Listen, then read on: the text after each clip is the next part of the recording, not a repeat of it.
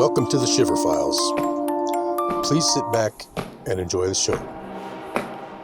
Are you brave enough to listen? Let's begin. Monte Cristo's Forgotten Souls. High in the Cascades lies Monte Cristo, an abandoned mining town swallowed by the forest, once bustling with miners, chasing silver dreams, now only ghosts remain. The town, nestled in a valley, is accessible only by a rugged trail that twists and turns through dense forest. The path is treacherous, riddled with roots and loose rocks, as if nature itself wants to keep the secrets of Monte Cristo hidden. Hikers Steve and Linda arrived late one autumn afternoon, their breaths visible in the chilly mountain air. The fog curled like ghostly fingers through the towering pines, muffling their footsteps. The air was crisp, carrying the faint scent of wet moss and the metallic tang of rusting iron. The skeletal remains of the mining town loomed ahead, their silhouettes barely visible through the mist. Steve, laughing and trying to hide his own unease. "It's just an old mining town, Linda. Nothing to be scared of. Think of it as an adventure. Honestly, the stories people tell about this place are probably just to keep hikers like us away. More for us to explore." "I don't know, Steve.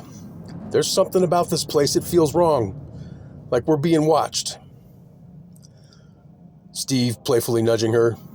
"Watched? By what, deer? Maybe a chipmunk planning a heist on our trail mix? Come on. Let's just take a quick look around. If it gets too creepy, we'll head back." Linda sighed but followed. "Fine. But promise me if something weird happens, we're leaving. No sticking around to investigate like those horror movie idiots." "Deal. First sign of a ghost miner wielding a pickaxe, we're out of here."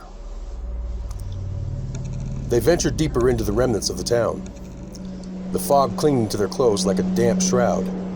Linda couldn't shake the feeling that they weren't alone. Every creak of an old wooden beam, every rustle of leaves, seemed amplified in the eerie silence. The sun hung low in the sky, casting long, distorted shadows that danced with the fog. They explored cautiously, stepping into what remained of the town's heart. A dilapidated cabin caught their eye, its windows shattered and its walls sagging under the weight of time and nature's encroachment. Inside, the air was heavy with the smell of mildew and rot. Dust mites floated in the pale light streaming through the broken roof. On a rickety table lay an old leather-bound diary. Its cover cracked and edges frayed. Linda picked it up, her fingers trembling as she opened it. "Steve, look! This diary! It must have belonged to one of the miners." The pages were brittle, the ink faded but still legible. The final entry sent a chill down her spine. "Beware, the Watcher. He keeps what is his." Linda shivered, clutching the diary as if it could offer protection. The oppressive silence of the forest seemed to deepen, the shadows in the cabin growing darker. Reluctantly, they decided to set up camp nearby, reasoning that they could explore further in the morning. As night fell, the forest grew unnaturally quiet. Even the occasional rustle of leaves ceased. The only sounds were their whispered conversation and the crackling of their small fire. But then, faint at first, they heard it. A pickaxe striking rock, rhythmic and unrelenting. Linda whispered to Steve, "Do you hear that?" "It's probably just the wind, or an echo." But the sound grew louder, joined by the unmistakable crunch of boots on gravel. The steps circled their tent, deliberate and heavy. Steve unzipped the tent flap and peeked outside.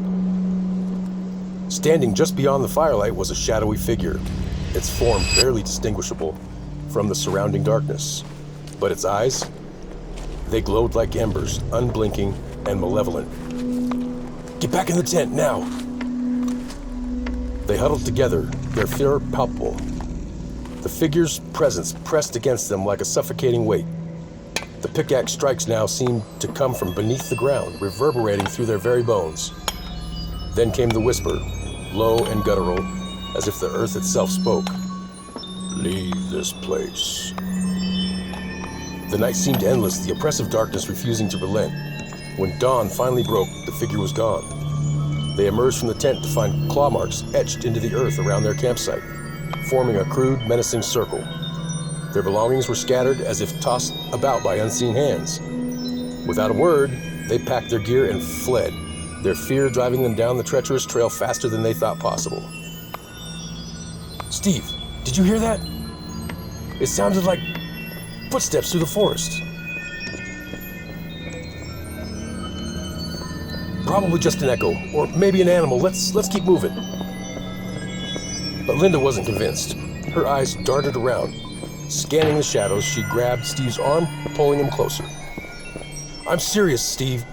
I don't like this. All right. We're heading back to the trailhead.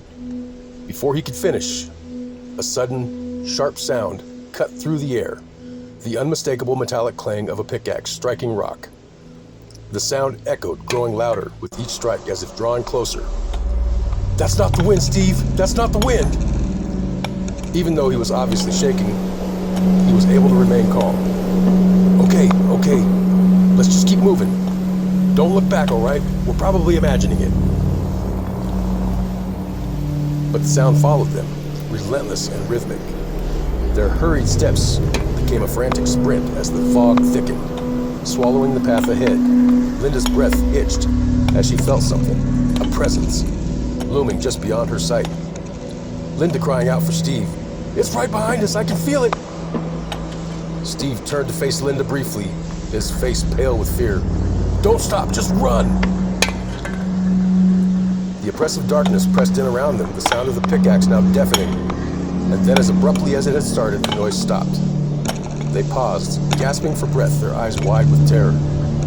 Under her breath, Linda whispers, Do you think it's gone? I don't know. Let's just get out of here. But as they turned to continue their escape, they saw it. A shadowy figure standing at the edge of the fog, its glowing eyes piercing through the gloom. It raised its pickaxe, the motion slow and deliberate, as if daring them to take another step. Linda screamed, Steve!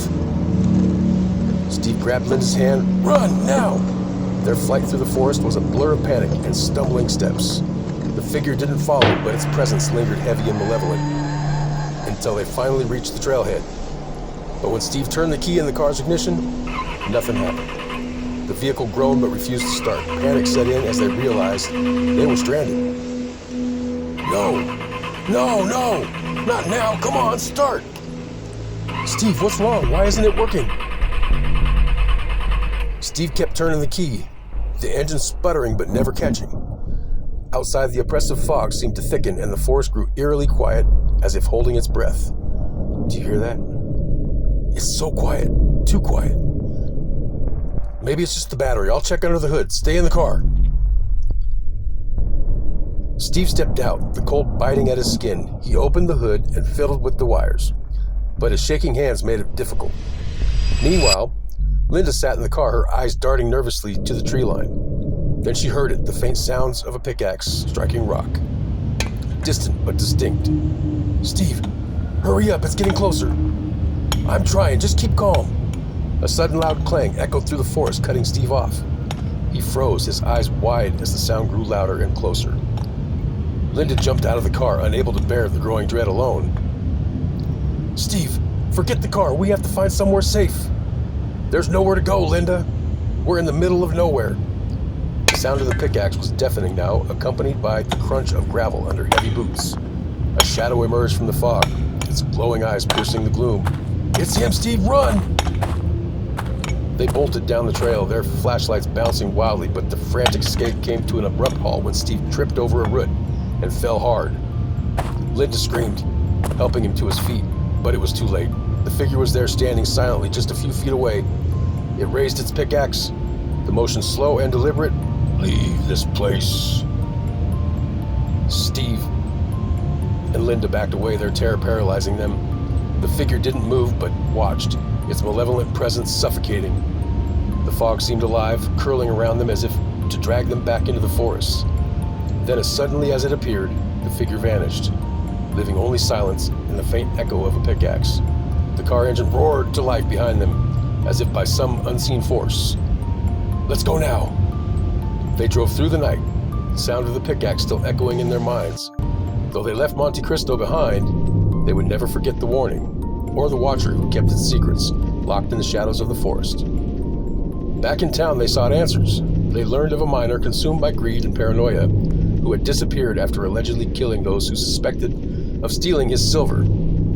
His spirit, locals said, still roamed Monte Carlo, guarding his treasure and ensuring that the town's secrets remained buried. Monte Cristo doesn't let go of its visitors easily. Steve and Linda were fortunate to escape with their lives. Others might not be so lucky. Thanks for tuning into the Shiver Files. Your support means the world to us. If you enjoyed this video, don't forget to hit the like button, subscribe to the channel, and turn on notifications so you never miss a chilling new upload. We've got more spine-tingling stories coming your way, so stay tuned.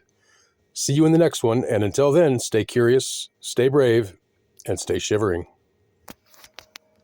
The surrounding